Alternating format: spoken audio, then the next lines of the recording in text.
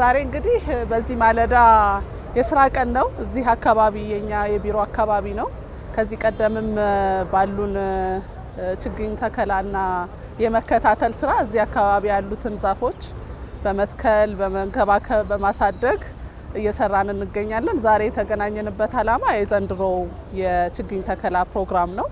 በዚህ ፕሮግራም እንግዲህ ሁላችንም እንደምናውቀው በአገር አቀፍ ደረጃ ኢኒሼቲቭ በየአመቱ በየክረምቱ ይሄ ኦልሬዲ ባህል ሆኗል። በዚህ አመት ደግሞ ለየት ባለ መልኩ ተስፋን እንትከል በሚል መሪ ቃል ኦልሬዲ ተጀምሮ ቆይቷል።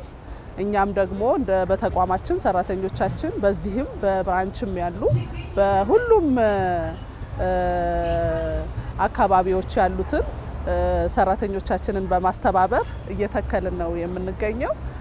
ዛሬም የዚህ ክረምት ስራ በይፋ የጀመርንበት ነው።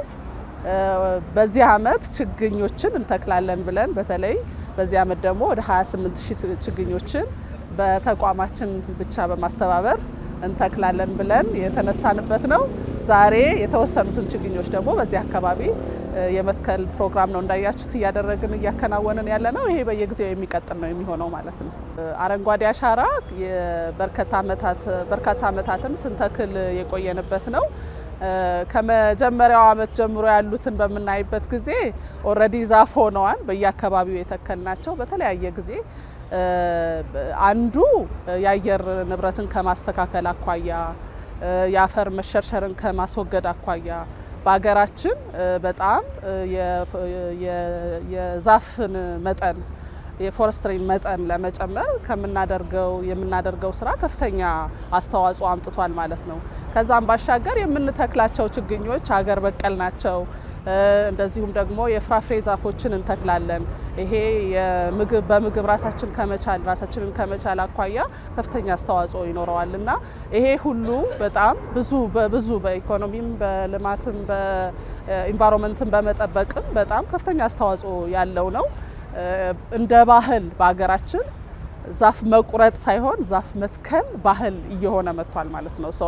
ይሄንን በተቋምም ደረጃ በግልም ደረጃ በቤተሰብም ደረጃ ሁሉ ሰው የተቀበለው የገዛው አይዲያ ነው እና ይሄ በየጊዜው በየአመቱ ክረምቱን እየጠበቅን የምንሰራው ነው። ከዚህም ጎን ለጎን ደግሞ የበጎ አድራጎት ስራዎችን እንሰራለን።